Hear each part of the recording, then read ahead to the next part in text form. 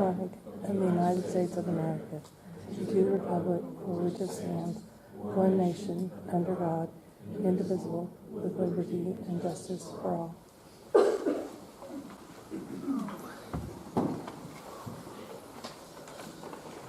Alrighty.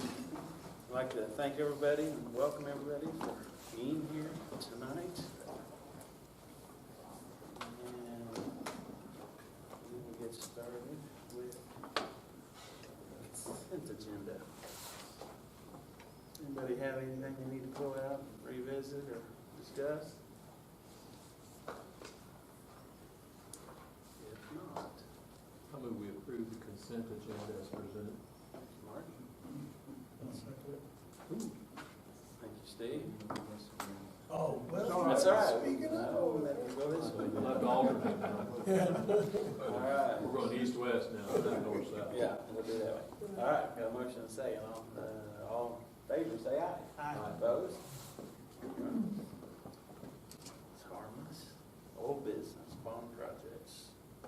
Okay, in your packet, you'll have first the comparisons of the two quotes for the ovens as requested from last month's meeting, the junior high, and simplified those quote sheets that you'd had last month. You can see the comparison of the delivery, the warranty, the cost, freight, total price. So based on those two quotes, Debbie's recommendation for the ovens would be to select the Edward Don quote of $6,521.50. Less expensive and a little bit better warranty.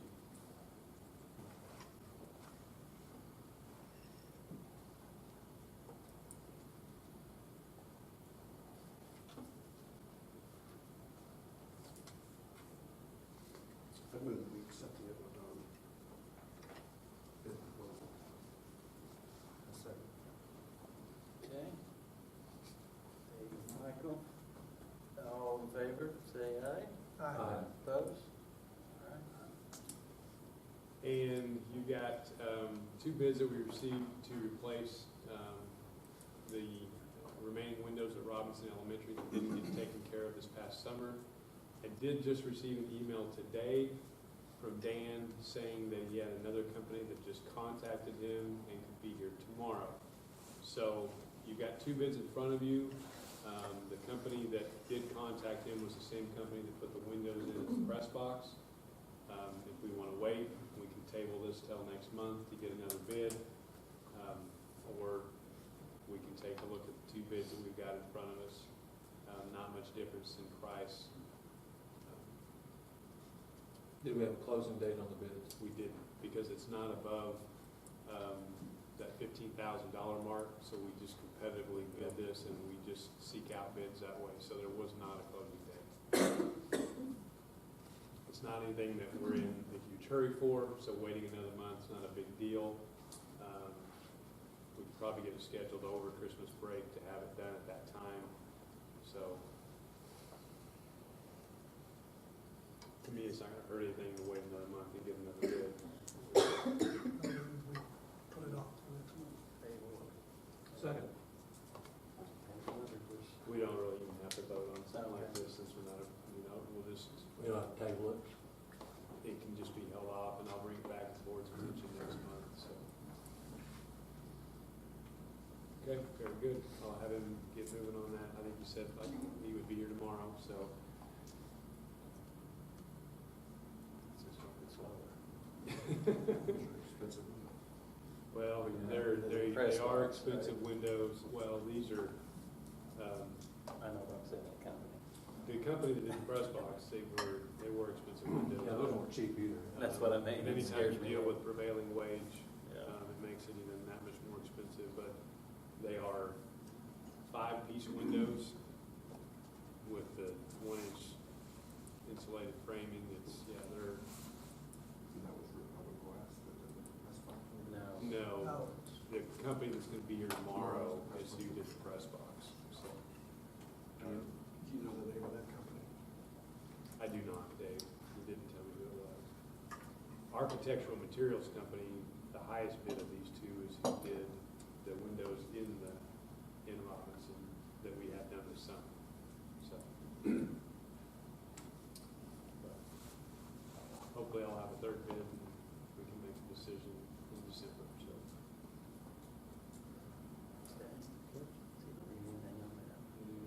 All right, new business, assisting at-risk students, Robin Internet.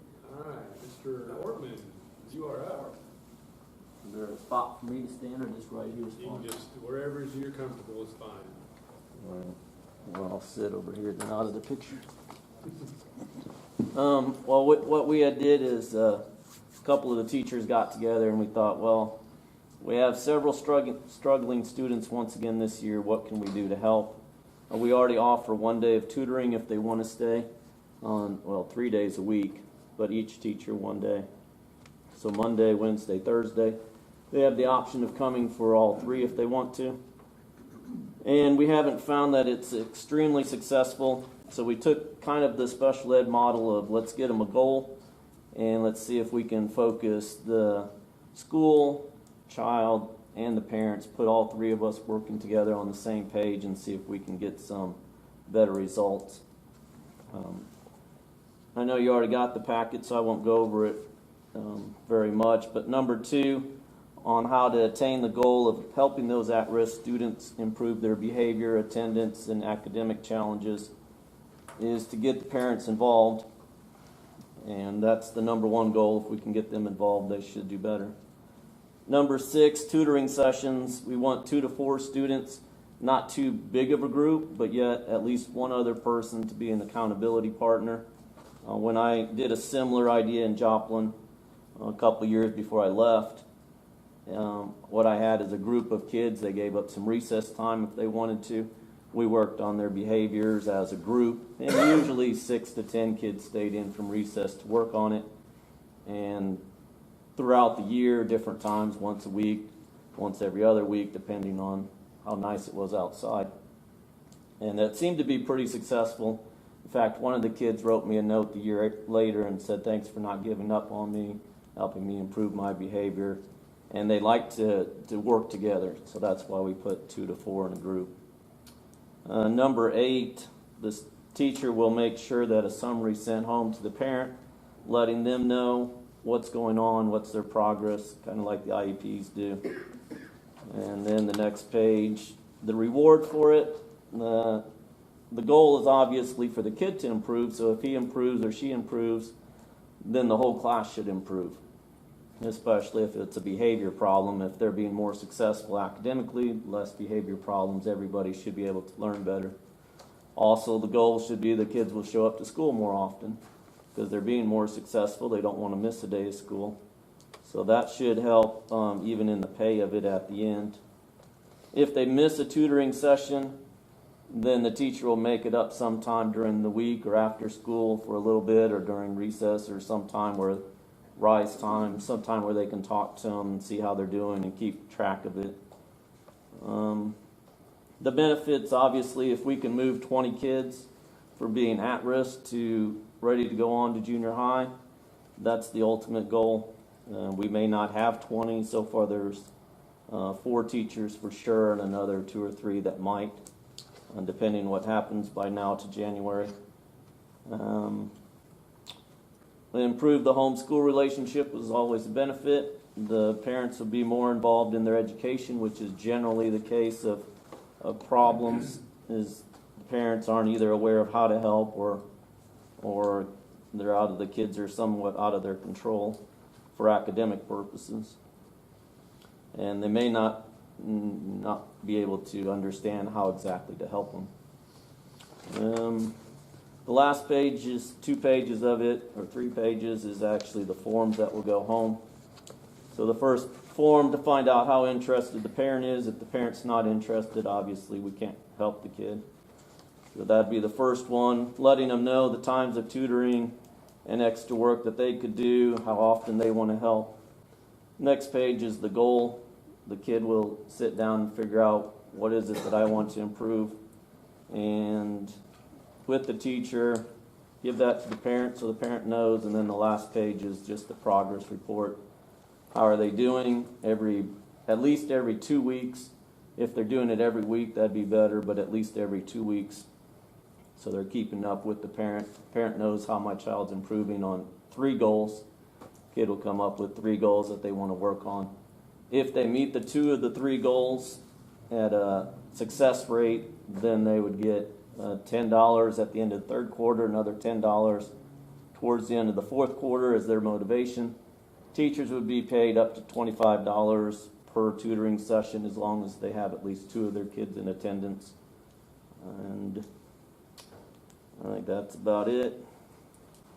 Do you have any questions for me? You said this was a program that you had successfully piloted in Joplin. Was it the same age group? It was same type of program? It was not exactly the same. It was 5th graders, and it was during their recess time, not after school. So basically, what I did is showed a little video clip. We talked about the video. Usually sports related. It was almost all boys. In fact, it was all boys. One girl started for a little bit and then she quit. But it was the videos that we watched and how you could work and help each other, and the death crawl comes out of one of the movies, and how that, don't give up, put the blindfold on, see how good you can do. And so it was mostly what I did then was video clip and team building based on behavior only. We didn't do academics at all. And this is going to have academic goals? This one will have academic goals with it too.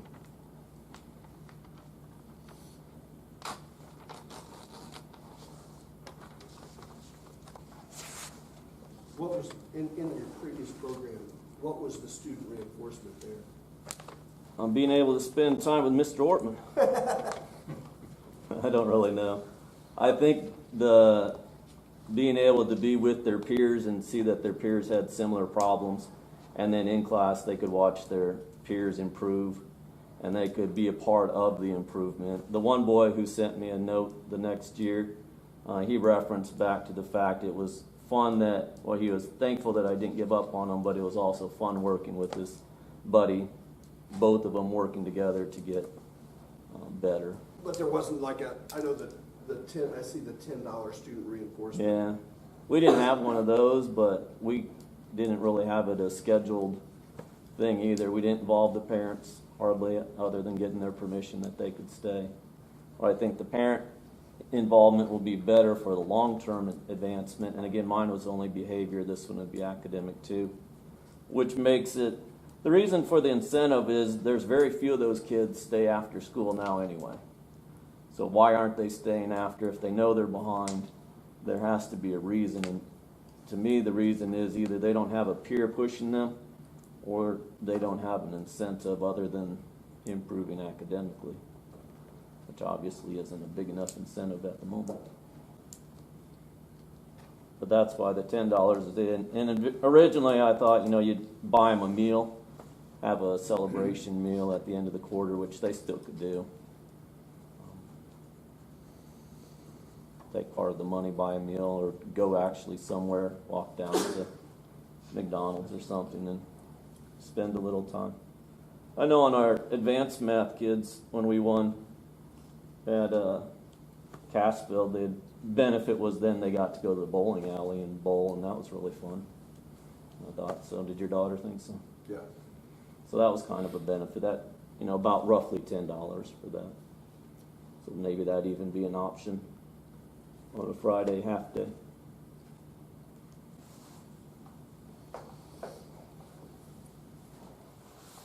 But the idea for the money is just another way to motivate them.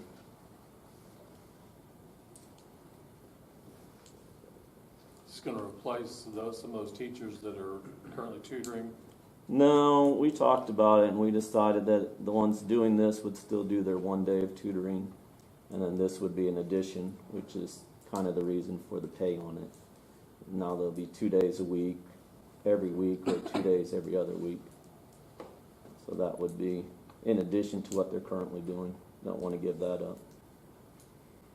But it'd be just with their 2 to 4 kids instead of whoever wants to come. So they have to pre-register, sign up. Yeah, we'd probably send it out in December. You'd know pretty close. I think we have a good idea which the kids would be, but then you'd have a little more data to back it up. Send a note home first week of December, figure out which parents are wanting their kid to be involved, send 30 of them home, and then the teachers who want to look at the stack of papers we got back, and then kind of group them together. These 2 or 4 kids could work really well together. I think they'd get along and help each other. They'll go with one teacher who has a relationship with them, and 2 or 4 with another group, and so on until we get as many as we can.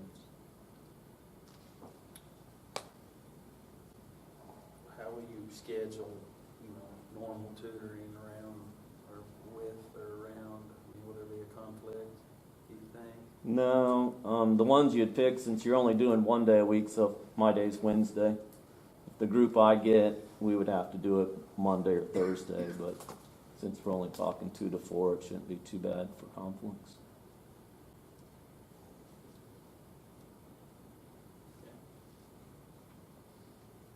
You can look in subject matter, content areas when you group them together, like maybe there's 4 that need help in math or 4 that need help, or is it going to be each one's going to have an individual? I mean, I know they're picking their own goals, but maybe their goals to improve in certain areas. Is that something you look at? They'd have to be similar weaknesses. Obviously, those with strictly behavior, you'd want those in one group. Those that have behavior plus math would be kind of another group, but you wouldn't want to put 2 that wouldn't get along, so you may have to fudge a little bit that way, but generally I would agree. Math, reading, whichever one of those 2 they're lower in, or both.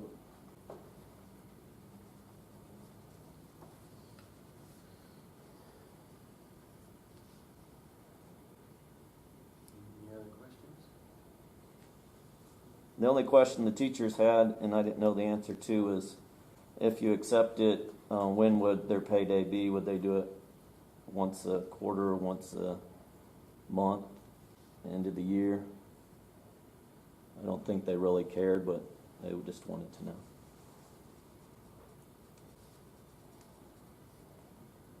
Probably easier to do something like this at the end of the day. Once all the hours have been turned in, to do one lump sum. Doesn't matter to me, all we do is keep time sheets and turn it in, have it approved and applied. So once a quarter. Yeah, you could do once a quarter, that way it wouldn't be too cumbersome with time sheets, but yet it wouldn't be spread out over 4 months either. Okay. Did you have a committee to put this together, or just kind of individual initiative, or? Well, when you're driving the tractor and brush hogging, you have lots of time to think. And so as I was thinking through what could we do to help, that was my think time. And then as I thought of it, the idea, I asked Mr. Bodine if he thought that might fly. He said maybe. And so then I asked the teachers if they'd be interested in it, got their ideas. Do it. more than Strong endorsement there. Found out what direction we needed to go, and I forwarded it that direction. So then I asked the teachers after that. I didn't. And then they gave me some suggestions, and we kind of built it around the basics of what I had thought, added and took some things out.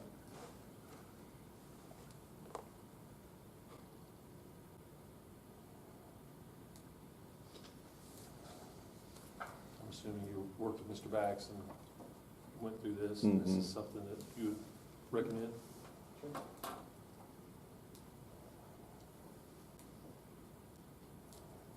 I think it's a crucial age for that jump start. I was supposed to mention the same thing. Pre-alternatives. Going into junior high or the jump start. All right, any other questions for Mr. Ortman or Mr. Bax on this? Thank you. What, does this require approval? It will, because the expense of this was not something that's, In the that budget? was budgeted in June, and so it will require a motion, reflecting approval by the board. Not necessarily the program, but the approval of the stipend amount.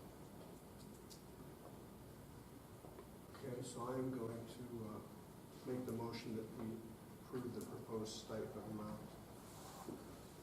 as stated in the proposal for the 6th grade Robinson Intermediate Assistant at-Risk students. We need to know that exact amount in the proposal with the motion. It'll change based on the number of participants. Based on and this teachers. proposal, it looks like it would be maximum of 3,900. Is that right, Mr. Gordon? I'll second that. Okay. Got a motion and a second. Does anybody have any other discussion? All right, all those in favor say aye. Aye. Opposed? Thank you. Mr. Ortman for putting that together with all your helpers. Good luck. Thank you. Hope it works. You too. We'll be waiting for a report towards the end of the year. Yeah, Yep. Yeah, we'll have one the first week of May. okay. I actually was going to ask that question. All right. Education Spotlight, APR 2015. Thought this would be a great month to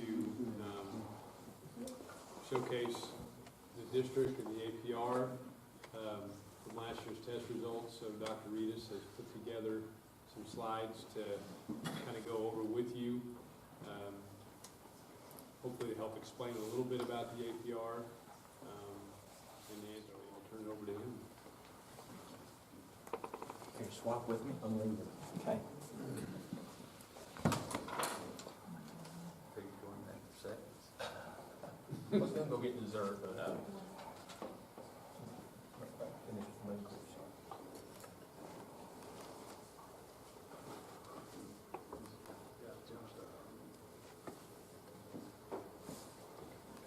Painting.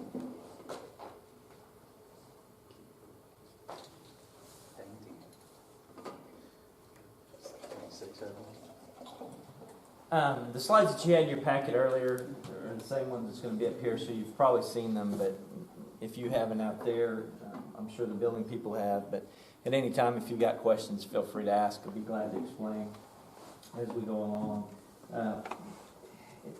The test that was completed this year was the Smarter Balance, which is different. It was a different test than obviously than what we had last year, and the test that we'll have this year is a different test than what we had last year. So when you start to compare apples to apples and oranges to oranges, it's a little bit difficult to do that. So later on in the slide presentation, what I've done is I've just compared it to the state averages.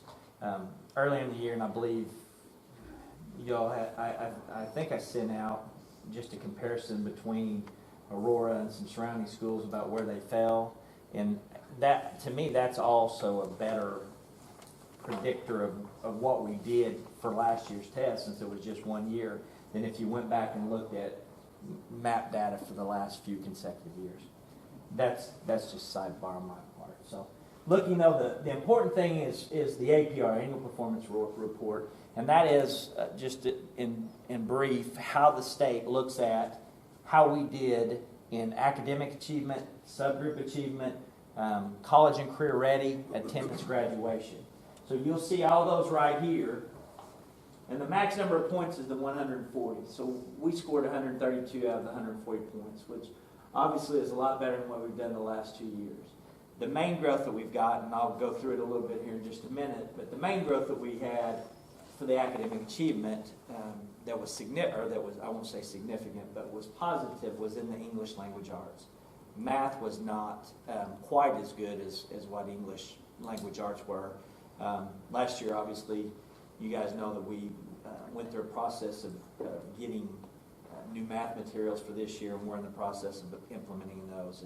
And hopefully that will assist us also with our math scores because of having consistency and continuity among grade levels and classrooms of what we're using for materials as we instruct. The other portion of it that's on this that I'll point out for right now is just ACT, we had a participation rate of 97.2, and last year was the first year that all juniors were required to take the ACT. And so obviously you've got a few cases there since our participation rate isn't 100%, where we didn't have some complete it, but at the same time we did have a good percentage. And our average composite score was 19.4, which was exactly what the state's was. So we were average.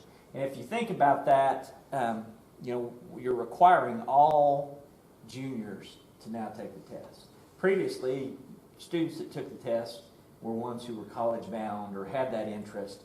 And I won't say necessarily more motivated, but they had a purpose to do that. And now we're requiring everybody, even if you know I'm going to go out and just as soon as I graduate get a job and the ACT doesn't necessarily matter to me as much, we're still requiring those students to take that test. So, yes, sir. This may be a dumb question. Is it a state requirement for all juniors to take the ACT, or was that an Aurora? It's a state requirement.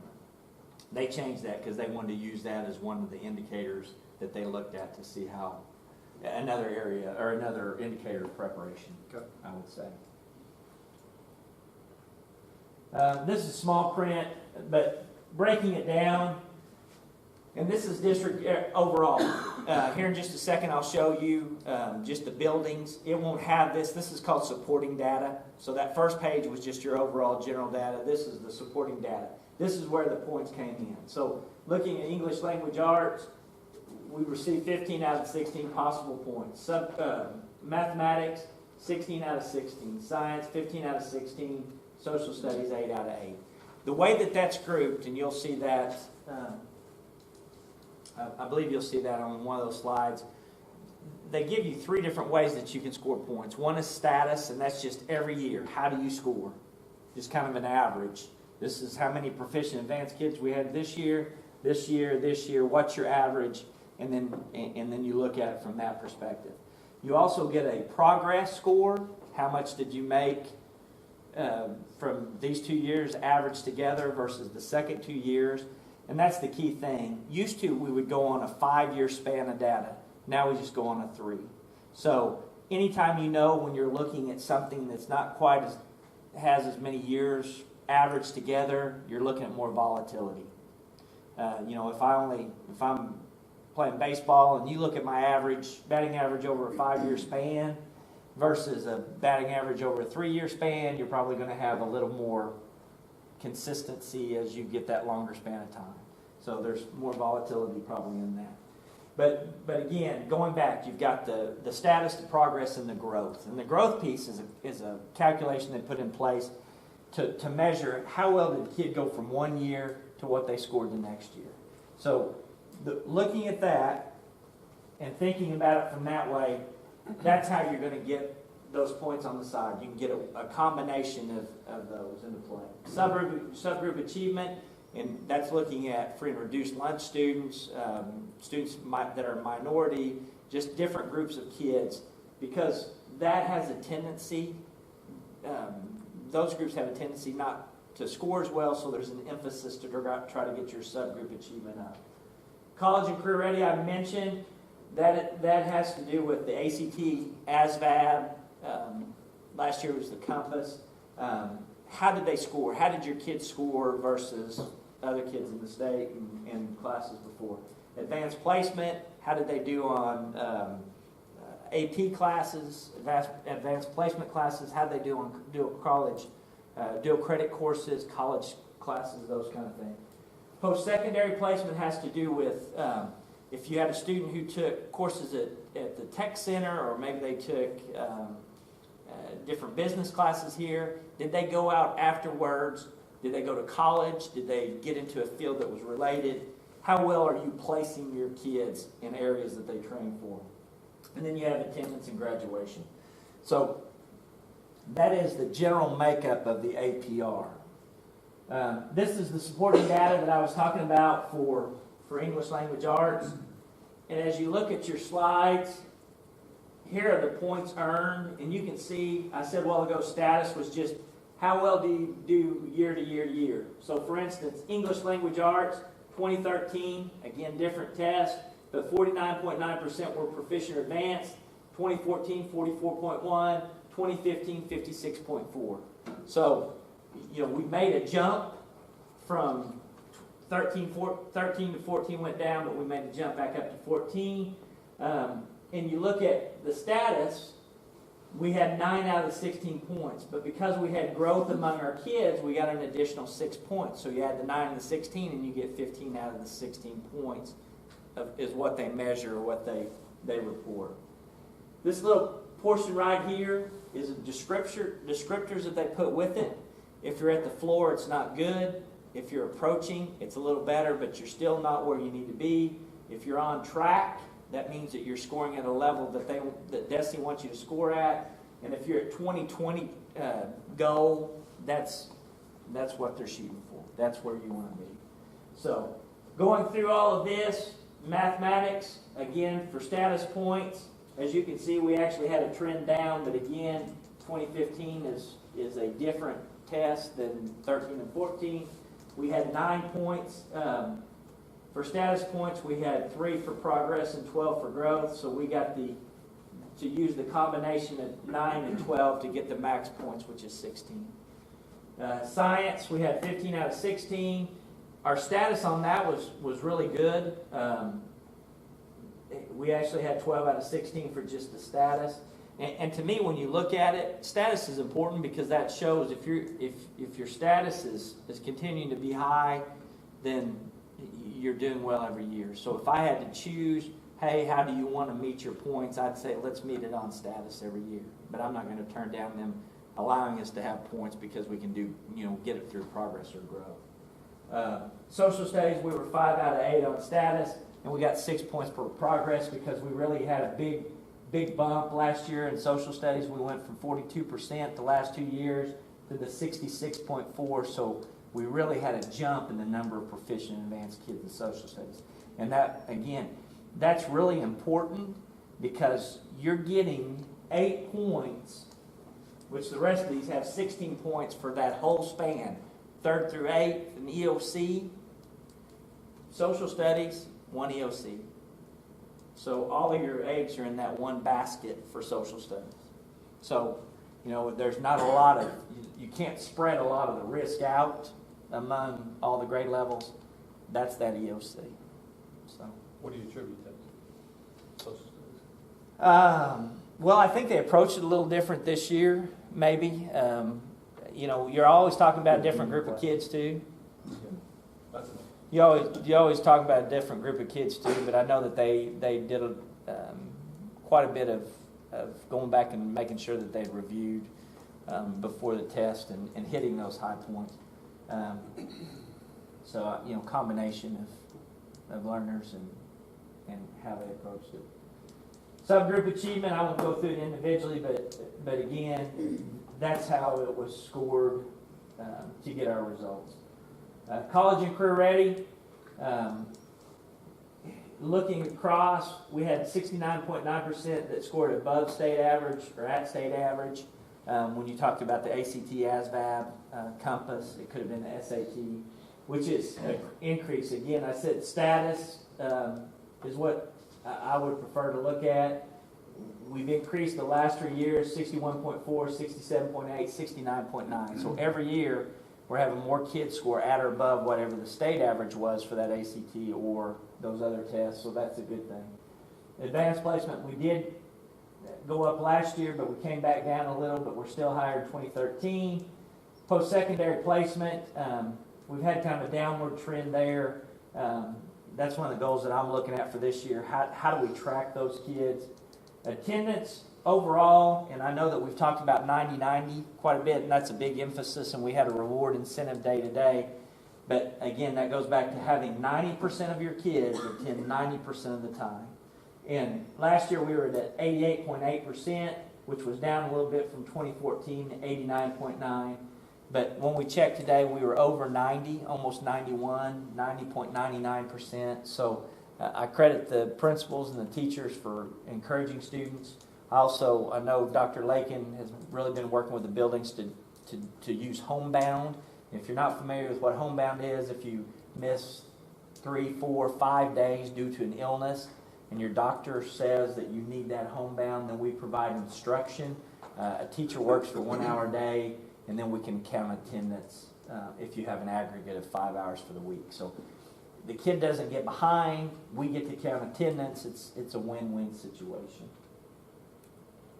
So graduation rate, always important. You know, if you think back a few years, I think the first year I got here, we were somewhere between 76 and 80% graduation rate.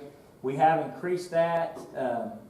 Last year was 96.1 on our 4-year graduation. The year before was 86.8. I will say that, you know, we try to keep kids in with the alternative school. We've done a better job with some of the record keeping and the way they allow us to count students also. So it's a positive and negative, but it does help our APR. These are the building breakdowns. Obviously, Pate doesn't get any of the tests because they're a PK2 building. Attendance was their only indicator, but they did get the additional points for that, or the full amount of points. Elementary, 3rd and 4th grade will give both the ELA and math portions.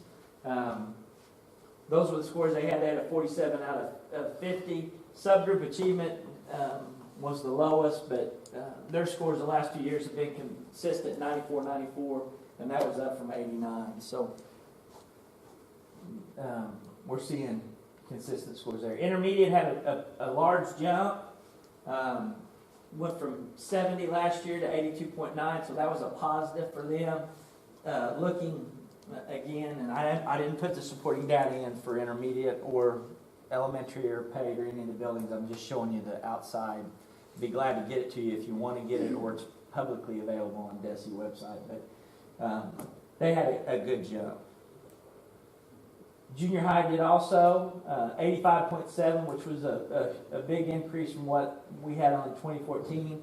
And their ELA scores were really made a huge improvement for the number of proficient and advanced from what they had the year before. So I do appreciate the efforts in that. They did not have, obviously, none of those other buildings had college or career ready because that pertains to high school only. Attendance, they had 10 points too. High school went up also, went from 79.3 to 93.2. Academic achievement, 52 out of the 56. You know, held steady with graduation rate, 30 out of 30. College and career ready, we missed a little bit on the career placement by going down. We didn't get all the points, but on the subgroup achievement, they did score 100% on that, which was really good. Again, I've got the ACT results on the bottom. Next page is just that comparison I talked about a while ago. Because of the fact it was a test that was given for the first year, what I did is I just grouped us versus the state. Again, I have that other slide where I have that other Excel spreadsheet where I grouped us versus all the Big 8, Marionville, Crane, those kind of schools, the Osho, I think. But this is just versus the state. 3rd grade ELA, easy for me to say, ELA was above, 4th grade was below, 5th grade was below, 6th grade below, 7th grade, 8th grade both above, and then English 2 was below. If you recall from last year, though, I think we only had 3 areas overall total for all of them that were above the state, and I believe we had at least half or better this year that were above what the state averages were. Math, you can see, again, I said earlier, math was not a strong area of performance. Overall, for the state-wise, though, the state as a whole did not do as well. And I think when you would ask the students which one was more difficult, ELA or math, the majority would say that math was more difficult. 3rd grade was above. Algebra 2 was above. The rest of them, there was some. 4th grade had a pretty big discrepancy. 5th grade, 6th grade were a little closer. We were above in 8th grade too. I'm sorry I missed that one. Science. We did better as we went along grade-wise. Had the 10-point difference at grade 5, a little less at grade 8, and then biology again, and I know that you guys remember from biology, we've done really well EOC-wise for sciences the last few years, and that's a trend that's continued and done well for that. Social studies, we were above, that block makes it look out of proportion, but we were still 1.6. I couldn't manipulate the graph to get it closer, but I figured I could point that out. 1.6 percentage points better, but when you're talking about going from 42 or 43 last year to 65% advanced and proficient, that's quite a big difference, and I think an accomplishment.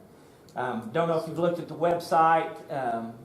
We put it on Facebook, but it goes out to congratulations to the students and the teachers. In the end, the principals, they push for the best instructional practices they can get in the classroom. They want those teachers to do those things we had talked about the year before, or last year, effective questioning. We want them to write as much as they can. We want them to do those strategies and activities that engages all students, not just the few that really want to participate. We want them to get every student to understand that when you come here, you're going to be called on and you're going to have to participate.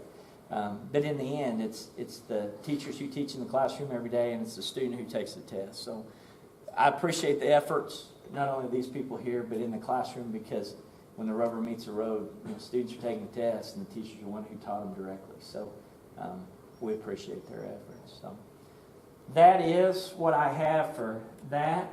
I'd be glad to entertain any questions. If I need to dig up more information and send it to you or make it available, I'd be glad to do that too. Again, I appreciate the efforts that they put in, and I hope to continue I hope that math help assist us with some improvement that continues to get scores up overall. Thank you, Dr. Reeves. Questions out here? I'd just reiterate what you just said. I'd say huge kudos to all the teachers and staff, principals, administration. It's great to see a jump like that. In saying that, I know there's one number that's easy to follow. That's the 132. Out of the 140? Points. Yeah, I would, if you could provide me with information on the rest that they gave on that one score. To me, that's a simple one number thing that you can look at and see how you compare. I can put that in the Excel spreadsheet and give it to Dr. Shaw, and he can disseminate it, and we can do it. And I think that, did somebody already do that? I know sometimes in the Big Eight, like whoever's turn it is to be president or lead the meeting, sometimes they'll put those kind of things together. I know Monet's doing a study on subgroup achievement right now, because Mike Dawson, who's their assistant superintendent, called me and said, "Hey, can I get some numbers from you, because I'm putting together some comparison charts, and once I do, I'll be glad to share it with you." So, I'd gladly, Might be out there. if he's going to do that. But if not, it's just a small number. I could also put it together with the schools that I put, Maryville, Crane, Verona, Neosho. If you would want them also, I can include them in the group. The more the merrier. Okay. I'll do that, and then give it to Dr. Shaw, and he can send that out. I think also there may have been some, it wouldn't be condensed like that, but I think when Springfield was in the paper, they may have did some surrounding schools. It wouldn't necessarily catch Aurora. I don't think that they'd probably put Aurora in, but it'd be a good opportunity if they've got a site. You could go back and look at whatever's combined with whatever, Ozark, Nixa, Springfield, whatever they had for percentages. I think that I put in my board report that the overall state average on APR was 91.3% of the points. So, wow, if that's correct, then we did beat the state average for APR for this year at least. So, but I'll do that. That won't be a problem. Everybody was scared of the Smarter Balance test, and it appears like we did better than, and everybody did a little better than we anticipated we would. I think ELA wise, I think math. Math was still disappointing just because of looking at how well ELA went. I think that they like. Well, and to follow up on that, Mark, this year's APR was calculated two ways. It was calculated with Smarter Balance testing, and it was also calculated without Smarter Balance testing. And whichever you scored better on in your achievement and subgroup achievement categories was the score that you got. Now, they didn't calculate it twice with the other three areas. So I think where we saw the tremendous gains was, yes, in the achievement, but we also saw it in attendance, the college and career ready, and our graduation rate. Those things, when you see high school go up, what, almost 20 points, that's a huge piece there because that's that college and career ready and graduation rate. When they do well, you're definitely gonna see better results in your APR. So that was part of it. It was almost a hold harmless, the way they calculated it, because they didn't know what the. And right now, So will that continue for this well, year? Or? Right now, they're telling us that they're gonna do the same thing for next year because it's going to be a different test. So they're telling us that the achievement and subgroup achievement cannot be lower than it was previously. But your total APR could, obviously, if those other three categories go down. And it should, and it will probably be that way again the following year because, You know how to do tests. well, yeah, because the learning standards are just being implemented this year, so they'll probably look at that to make sure that the test measures what the new learning standards are. And so that would be the third year in a row that you would have maybe not a test that was fully different, but it still had some changes and revisions overall state edition.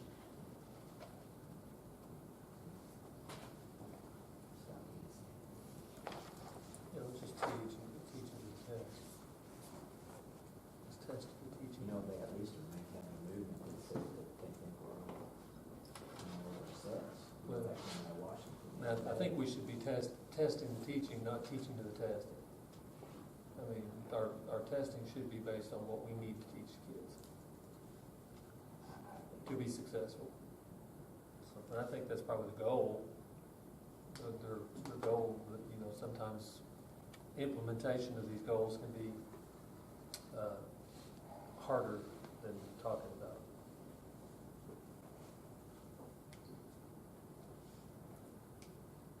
Thank you. Thank you, appreciate it. All the information. All right, lost my train of thought. Where we at? See, board policies, procedures, updates, and revisions. You've got quite a few policies, procedures, forms in your packet. This is kind of a biannual thing that we get. For those of you that have been on the board for a while, you know we get this about twice a year. I've listed the specific policies and procedures that require board action. I'd be happy to answer any questions you've got reflecting any specific policies or procedures. You probably noticed that several of the new policies or updated policies have to do with you all and elections. So when you see the ones listed in your there under the packet, the ones that end with AP, those are your procedures. So there's actually 3 procedures, and then there are 10 different policies that require board action. Some are new, some are revisions and updates.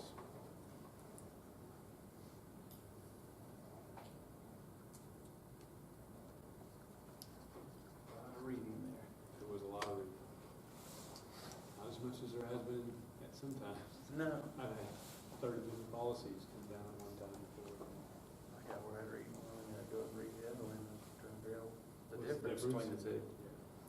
Well, again, I reemphasize, this is one of the reasons why we have MSBA, they have attorneys to write these things, and they're putting these things in the district's hands to be in the best interest of the district. And just a reminder, with this being a full-service district now, as soon as these are approved, I email our editor in the morning, and then real time, everything on the website's up to date, and then we'll have hard copies within a week. So there won't be any differences between the two as there has been in the past. So. We are still keeping a hard copy board policy manual at the We do at superintendent's the office. central office, yes. Policies and procedures, we have hard copies, and then we have the link on the website. The one I have at home is a little bit out of date. Probably so. Yeah, once we got all of this approved a couple months ago by the board, we got entirely new policies sent to us. Okay. Any recommendation to approve? So moved. Thank you, Mark. Okay. Got a motion and a second. All in favor, say aye. Opposed?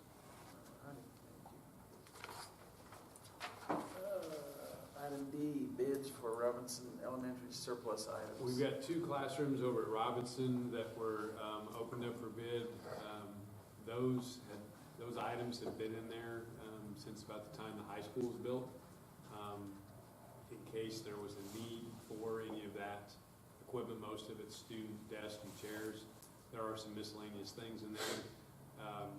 And so we opened that up to bid. You can see the bid that we got was actually for $25 for each room.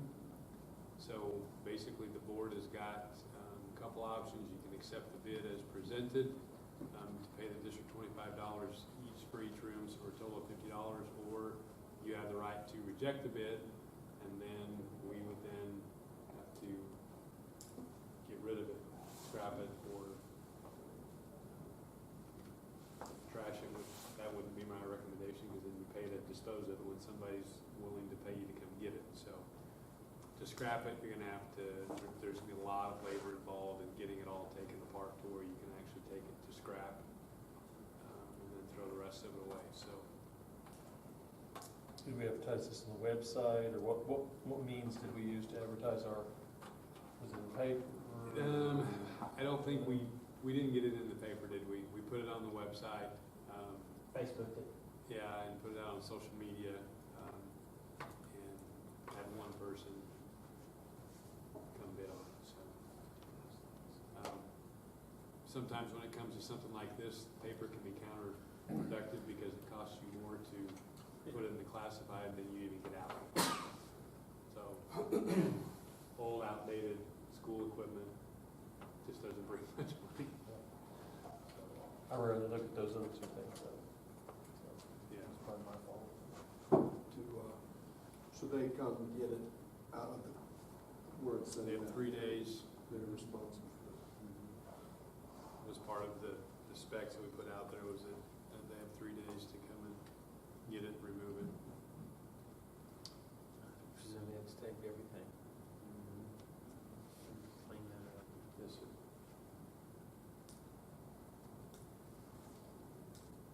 What do you think of it? It didn't surprise me. You just can't get rid of that stuff. There's no use for it. Unless there's a school. Sometimes you might get lucky and have private schools that are in need of something like that. But most time private schools don't have the money to pay very much either, so.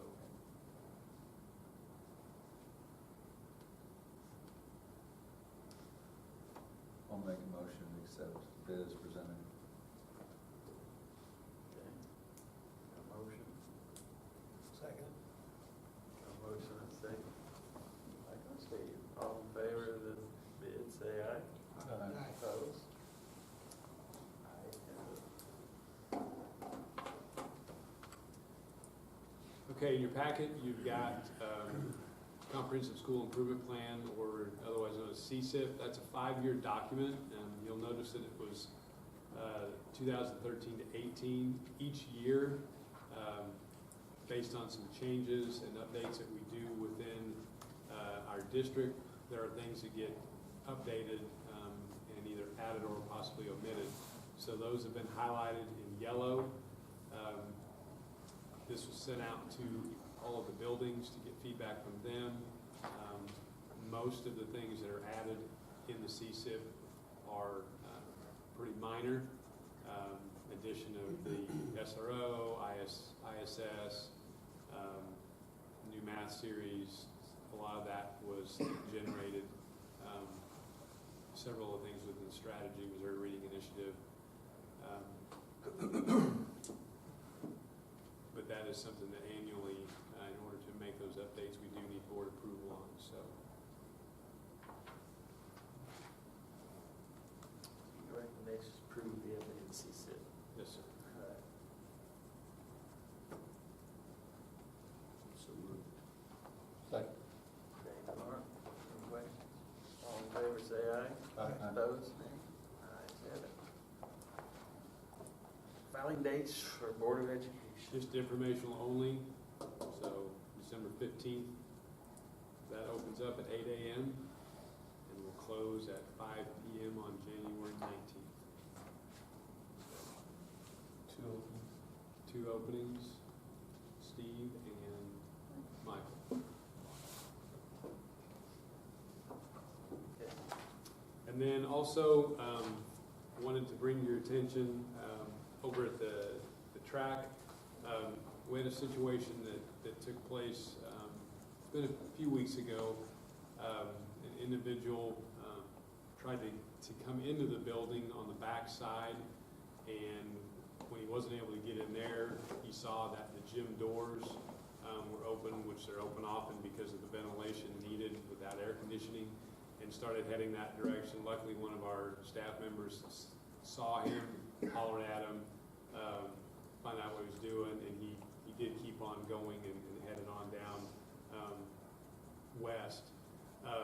Because of that, it got us thinking about that whole security aspect over there. There's been a lot of emphasis and money put into the security of our buildings and keeping our kids safe. And one of the things that, because of that gym not being air conditioned, because of, I mean, we're in November and we're still needing those doors open so that it can be usable during the day. When the track is accessible all day long, they're allowed to then get inside that, and they can easily just walk directly into that gymnasium. And so what we would like to do, and I'm really bringing it to your attention just so that you get phone calls on it, we would like to close that off for public use during the school day, have it open after 3 o'clock, and then close it up at 8 o'clock to really be able to ensure the safety of our kids and staff, because if they get inside the track, which I know a locked gate isn't going to be the catch-all, but if they're not just able to walk in there easily.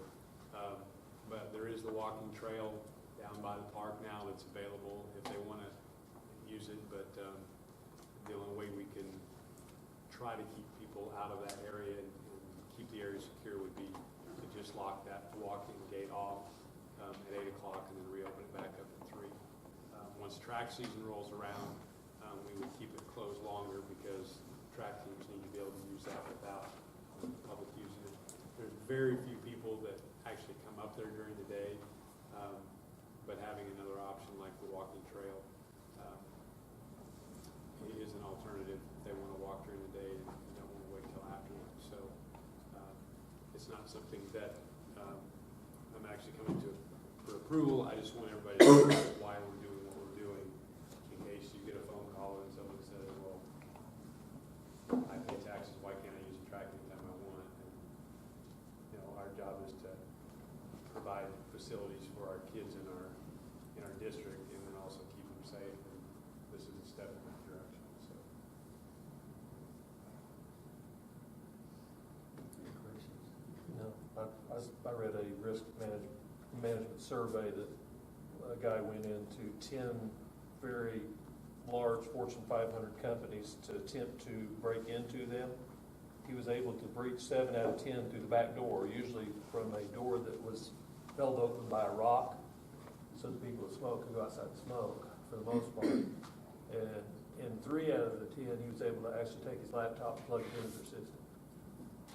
And so it's, you know, generally people don't ever come to the front door. The back door is always the one you need to be watching and stuff.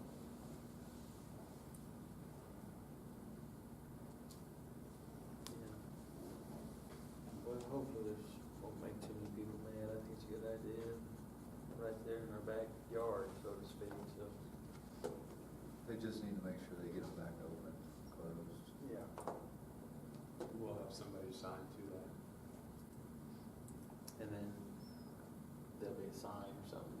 sign on there that says our hours. So,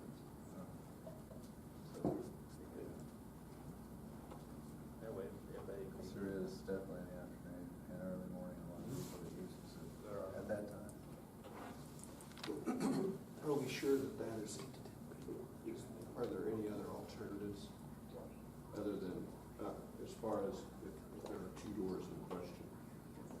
Are there alternatives to maybe providing some kind of open air security to that individual, to those individual You could put a doors? chain link fencing Rather than around the whole those. track. That's an option. Well, Both sides of the The doors. bleachers. You could, Back if you're there. asking. I mean, the problem, I mean, a lot of PE classes go out and use the Yeah. track and stuff. Yeah. We don't need you could leave those open.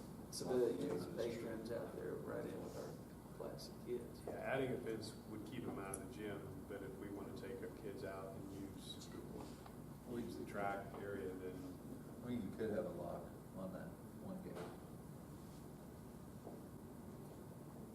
You could. which gate? You could actually build on those doors, if you wanted to open them up, you could put an enclosure right there, just like the iron fence. You could do just outside the perimeter of that doorway, it goes only out like 8 feet. And it locks right there where whoever's the principal on duty can open that lock, leave the doors open, and goes through that gate to go on out to the track. If you were wanting that. Or just fence off the door. Just the door, not So a the whole door would be area. open, but Yeah, it's still yeah. fenced It could off. come out, say from that door, it comes out 6, 8 feet across and back in. Why don't we look at considering that? I mean, we're getting into the really cold time of the year when the track's a little less populated in December and January, February, but we can get something figured out before spring, if you know. See, the only problem you're gonna have is the public's gonna be upset if they come out there and those are the hours and the custodians forget to do it. That's where you're gonna start getting a lot of calls. Cause that will happen.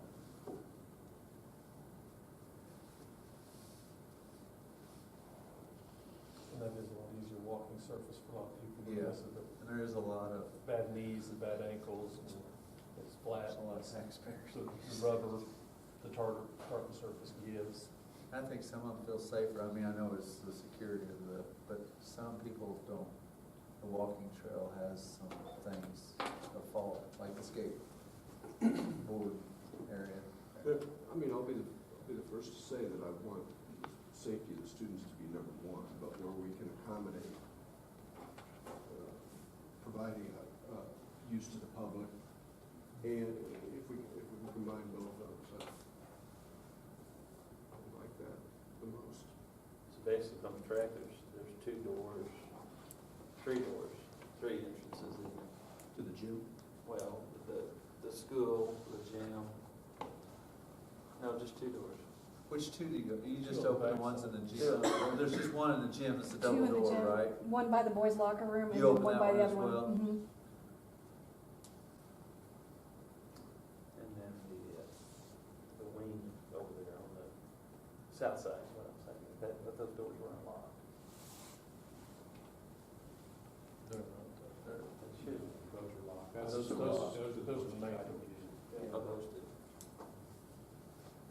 How often, Keep playing. The one right there by the locker room. how often is PE outside? Actually, every time they have to do their mile assessment, so, I mean, very minimum, once every 2 weeks, but and when it's nice outside, regardless of how hot it is outside, it's still nicer than it is in the gym. So, and if it makes you feel any better, we kind of monitor it, and Ross kind of helped me out a little bit. There are 5 regular patrons that come during the day, just 5, like consistently. And Coach Wagner and his wife are 2 of those. That it would directly impact, the shutdown. But, and I understand the concerns of getting it back up, but they're out there a lot more just because it's so hot. It's stifling sometimes in the gym. We ever think about having a program where they can come through the front office? Just come through the front door, have their pass to go walk, and go out the back door? I don't have a problem with it if they want to go like through Youth Friends, because you have that background check that well, not Youth Friends, but the Bright Futures group, but they wanted to go through that background check. The only thing is, when I first came to Aurora, that was an issue that happened the year before me, was the one gal who was just adamant about coming in to use the restrooms and wouldn't go through any of the other doors or anything like that on that backside. Is just being able to get them escorted out, and then, you know, how would they get back in? I don't have a buzzer on the backside, and then they'd be locked in the track. We just have to have a plan of action for that. I'm just saying, if it's locked in from the backside, and they just have to come through, in and out the front doors like the visitor, Mm-hmm. sign in and out of the visitors' logs. Have you ever had any issues with whoever's on the track with the kids